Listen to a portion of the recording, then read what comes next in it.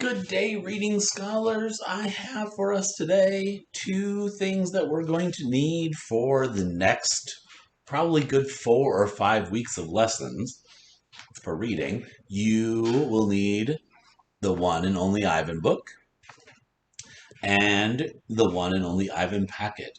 So we're going to be working on these two things. It's our very first lesson today with the One and Only Ivan. I'm very excited for us to get started.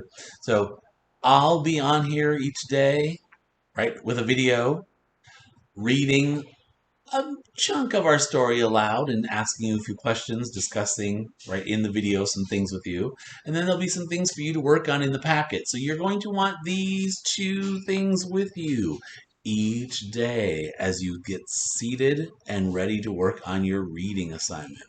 Since it's our very first one today, we're going to walk through this pretty carefully, and you'll have to do some pausing along the way to work on pieces of it. Then we'll go into some of the reading. You'll see me again as I read, and then you'll come back to the packet again.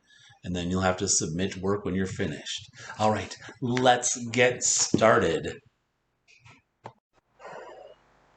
All right, so scholars, we're starting with the One and Only Ivan. I have a little bit of a slideshow that I will share with you to get us started, and then at times we're also going to cut back over to a look at the packet. So you'll have to bear with me as we kind of go back and forth between these two things. Hopefully, I'll have this figured out okay. So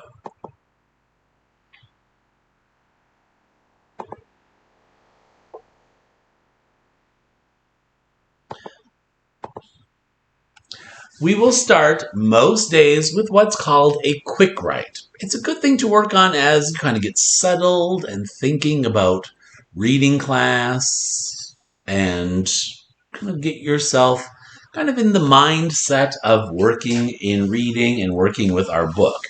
So today's quick write, the question is, have you ever seen a gorilla in real life? What do you know or think you know about gorillas? So scholars, that quick write question is in the packet. So if you take a look, here's our packet for today's work. So we're going to work today on pages 1 to 22. So it's chapters 1 through 11, but scholars, the chapters aren't labeled with numbers, so it's a little confusing to go by that. So your best thing to go by today is the pages, right? Pages 1 to 22. So we're going to work today in our packet on this page and this page. So the two pages together are what make up the assignment for that group of pages. So our quick write, have you ever seen a gorilla in real life? What do you know or think you know about gorillas? So scholars, this would be a good time to pause and write, right, answering the first question, using words from the question, and then answering the second question, using words from the question. So you go ahead and pause if you'd like. I'm going to write my quick write while you're writing your quick write.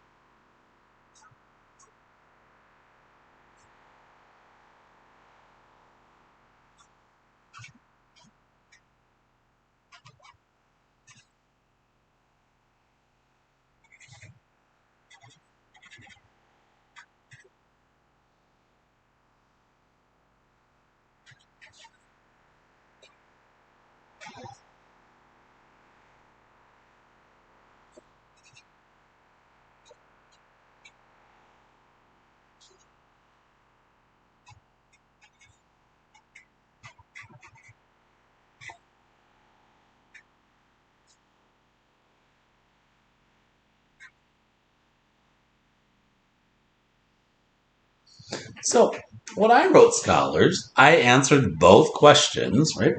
So the first question, have you ever seen a gorilla in real life? I have only seen gorillas at Como Zoo.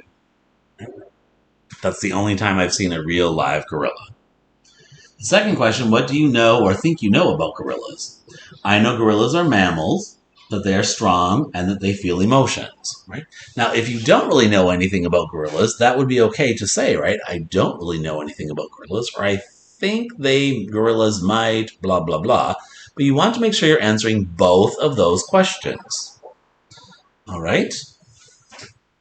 If you're still writing and need a couple moments, press pause.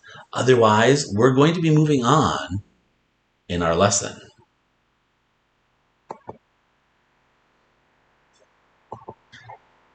So then, scholars, after the quick write, we'll move on after we get settled and working on that quick write. We will discuss usually 4 new vocabulary words with each day's reading, right? 4 words that we're going to encounter as we read those pages of the reading for the day.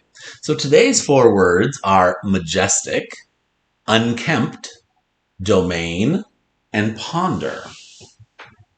So majestic is an adjective. So something that is majestic is distinguished and grand. If you've seen my portrait as King Long I, you might look at it and think, wow, he looks very majestic in that portrait, right? Very distinguished, grand.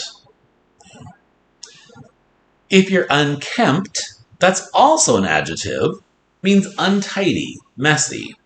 If you get up in the morning and your hair's kind of all messy and untidy, right? You have bedhead, that's being unkempt, right? You could say, oh, my hair is very unkempt. And that happens to my hair all the time. Well, I can tell you're not believing me. The third word is domain. So domain is your territory, right? Your area, right? You might say your bedroom is your domain. Right? Your family's home is your family's domain, your territory. And then word 4, ponder. To ponder means to think about. So it's a verb, right? It's an action. You can do it. It's something you do. Ponder. When we look at the next part of your assignment in the packet, you may have to ponder, right? Think about the answer. Ponder. Let's take a look at that next part of the packet together before we continue.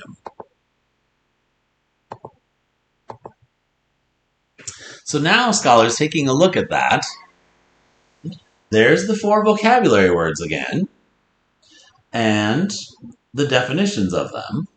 And today's instruction says fill in the blank with the correct vocabulary word. Now, scholars, you always want to make sure you're reading the instruction right here because sometimes it's going to ask you to do things with opposites, which are called antonyms, or synonyms, which mean the same. But today we're just figuring out what goes in the blank. The queen looked solemn and blank as she gave her speech. Unkempt. I think she looked messy and untidy as she gave her speech. I suppose that's possible, but not likely. Right? She probably looked majestic as she gave her speech. My hair was blank and tangled because of the wind.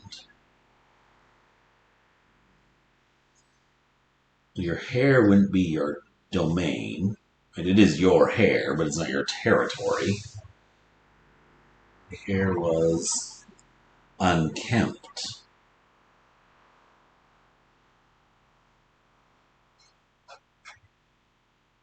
So we've used majestic and we've used unkempt. Hopefully we have those 2 correct. And then we just have the other 2 to figure out. So scholars, pause and do those 2, and then we're going to move on.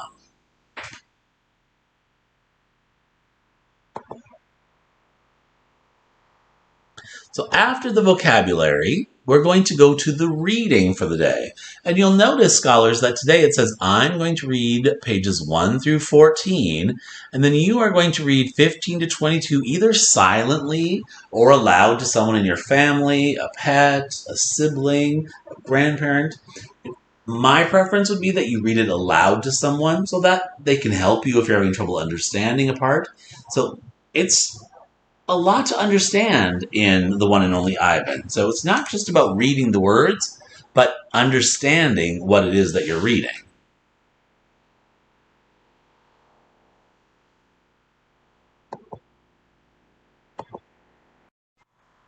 All right, readers. As I open my book and get started on today's reading, you'll notice as you open the book and turn the pages, right, there's a dedication, a nice quote, and then you'll get to a little glossary. This glossary is a little different than what we talked about for nonfiction books, although it is related. It is not in the back of the book, as we usually see with nonfiction, because this is a fiction book.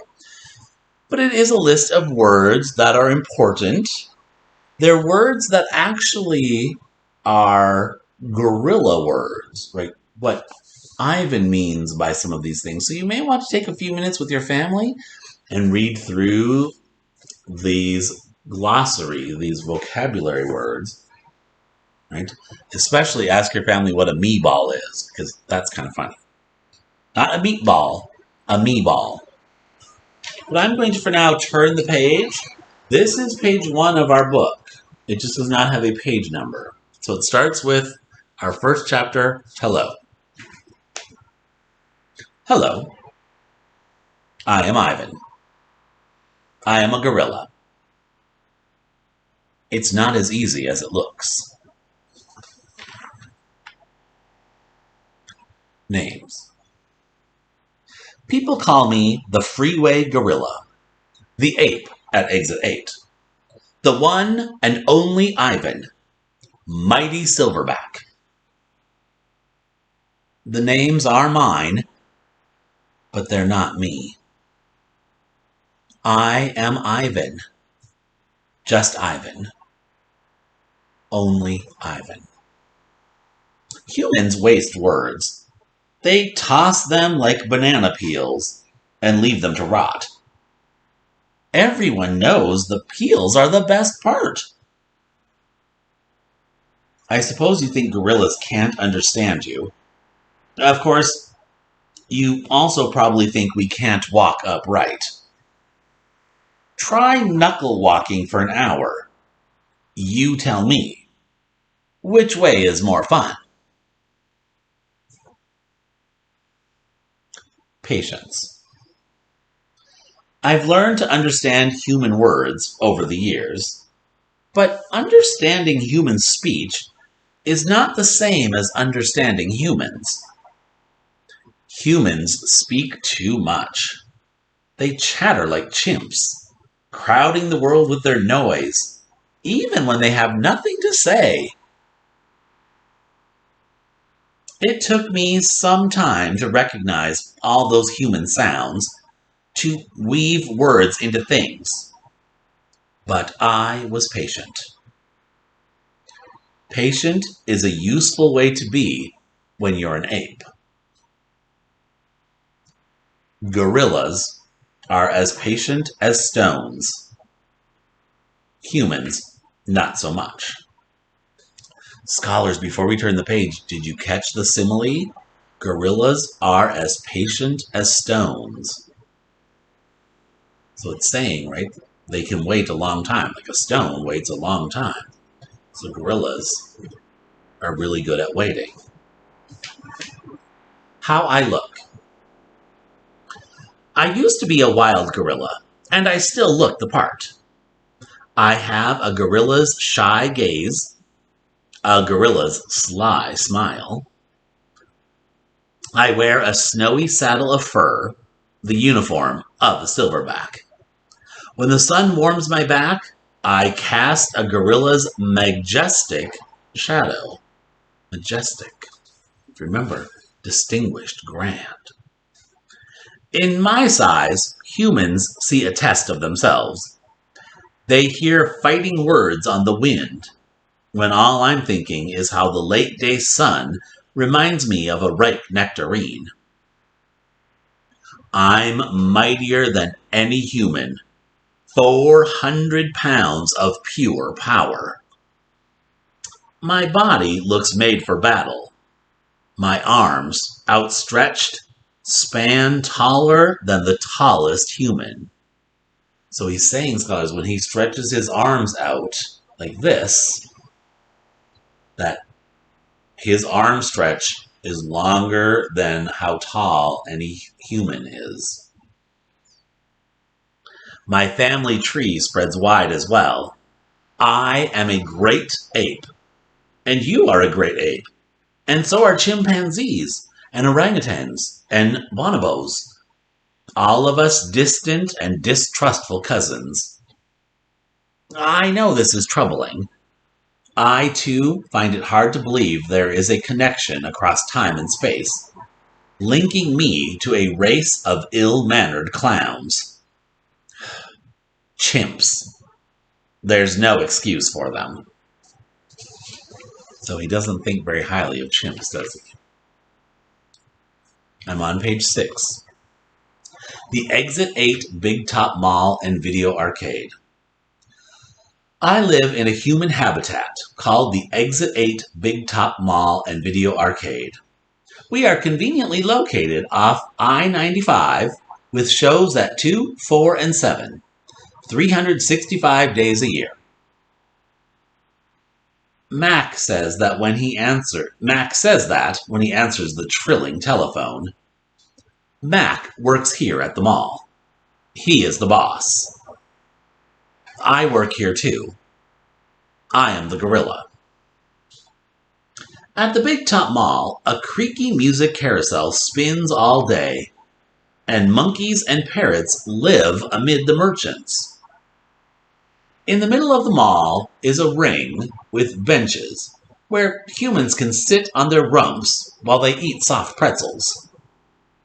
The floor is covered with sawdust made of dead trees. My domain is at one end of the ring. I live here because I am too much gorilla and not enough human. Stella's domain is next to mine. Stella is an elephant. She and Bob, who is a dog, are my dearest friends. At present, I do not have any gorilla friends. My domain, right, his territory, is made of thick glass and rusty metal and rough cement. Stella's domain is made of metal bars. The sun bear's domain is wood. The parrot's is wire mesh. 3 of my walls are glass. One of them is cracked, and a small piece, about the size of my hand, is missing from its bottom corner. I made the hole with a baseball bat Mac gave me for my 6th birthday. After that, he took the bat away, but he let me keep the baseball that came with it. A jungle scene is painted on one of my domain walls. It has a waterfall without water, and flowers without scent, and trees without roots. So does everyone get that part before we finish this page? Right, so it's a picture, right, painted on the wall. So it's a picture of a waterfall. It doesn't really have water, right? It's a picture. And the pictures of the flowers, right, don't actually have a smell because it's a painting of flowers. And the trees don't have roots, right, because it's just a painting of the trees. So none of it's actually moving or living. I didn't paint it, but I enjoy the way the shapes flow across my wall, even if it isn't much of a jungle. I am lucky my domain has 3 windowed walls. I can see the whole mall and a bit of the world beyond. The frantic pinball machines, the pink billows of cotton candy, the vast and treeless parking lot. Beyond the lot is a freeway where cars stampede without end. A giant sign at its edge beckons them to stop and rest like gazelles at a watering hole. Ooh, another simile, scholars, right? People aren't actually gazelles, right? But the idea is he's saying it's a way to get people to come there to stop and look and have something to eat and drink and see the animals that are at this mall. The sign is faded, the color's bleeding, but I know what it says. Mac reads its words aloud one day. Sorry, Mac read its words aloud one day. Come to the Exit 8 Big Top Mall and Video Arcade, home of the one and only Ivan, Mighty Silverback. Sadly, I cannot read, although I wish I could. Reading stories would make a fine way to fill my empty hours. Once, however, I was able to enjoy a book left in my domain by one of my keepers. It tasted like termites. So how did he enjoy the book? He ate it. The freeway billboard has a drawing of Mac in his clown clothes and Stella on her hind legs and an angry animal with fierce eyes and unkempt hair. Unkempt. That animal is supposed to be me, but the artist made a mistake. I am never angry. Anger is precious. A silverback uses anger to maintain order and warn his troop of danger. When my father beat his chest, it was to say, "Beware, listen, I am in charge. I am angry to protect you, because that is what I was born to do." Here in my domain, there is no one to protect. The littlest big top on earth. So scholars were at page 11. My neighbors here at the Big Top Mall know many tricks. They are an educated lot, more accomplished than I am. One of my neighbors plays baseball, although she is a chicken. Another drives a fire truck, although he is a rabbit. I used to have a neighbor, a sleek and thoughtful seal, who could balance a ball on her nose from dawn till dusk. Her voice was like the throaty bark of a dog chained outside on a cold night. Children wished on pennies and tossed them into her plastic pool. They glowed on the bottom like flat copper stones. The seal was hungry one day, or bored perhaps, so she ate 100 pennies. Mac said she'd be fine. He was mistaken. Mac calls our show the littlest big top on earth. So he's saying it's the smallest circus on earth, right? Because there's just a few animals there that perform. Every day at 2, 4, and 7, humans fan themselves, drink sodas, applaud. Babies wail. Mac, dressed like a clown, pedals a tiny bike. A dog named Snickers rides on Stella's back. Stella sits on a stool. It is a very sturdy stool. I don't do any tricks. Mac says it's enough for me to be me. Do you know what it means? The author means by that? So when Mac says it's enough for me to be me, right? Like, Ivan doesn't need to do any tricks. He's just impressive as himself, as this big gorilla. That's enough to draw people there.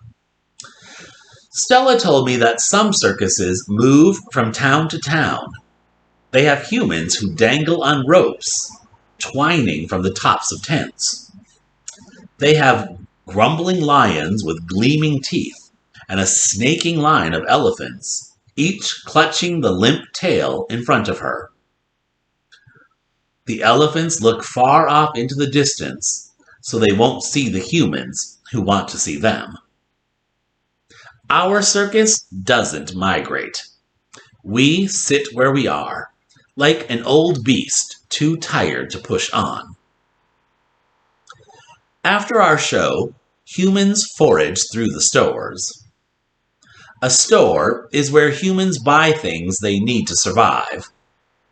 At the Big Top Mall, some stores sell new things, things like balloons and t-shirts and caps to cover the gleaming heads of humans. Some stores sell old things, things that smell dusty and damp and long forgotten.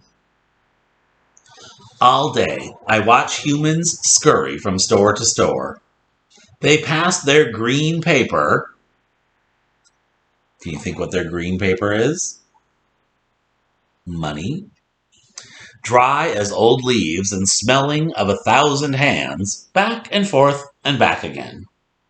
They hunt frantically, stalking, pushing, grumbling. Then they leave, clutching bags filled with things. Bright things, soft things, big things. But no matter how full the bags, they always come back for more. Humans are clever indeed. They spin pink clouds you can eat. Oh, let's think about that for a minute. What would be a pink, poofy cloud thing that you can eat? Do you have it? Cotton candy? They build domains with flat waterfalls. So think territory with flat water. Swimming pools. But they are lousy hunters. Page 14. Gone. Some animals live privately, unwatched, but that is not my life. My life is flashing lights and pointing fingers at uninvited visitors. Inches away, humans flatten their little hands against the wall of glass that separates us. The glass says, you are this and we are that, and that is how it will always be. Humans leave their fingerprints behind, sticky with candy, slick with sweat. Each night, a weary man comes to wipe them away. So the glass at the front of his domain, right? People touch it, right? Press up against it. And then every night, right, a janitor comes and probably cleans that glass. Sometimes I press my nose against the glass. My nose print, like your fingerprint, is the first and last and only one. So the print of his nose is unique, just like each of us have unique fingerprints. The man wipes the glass, and then I am gone. So scholars, that's where we're going to stop for right now on that part. All right. Let's go back to our slideshow.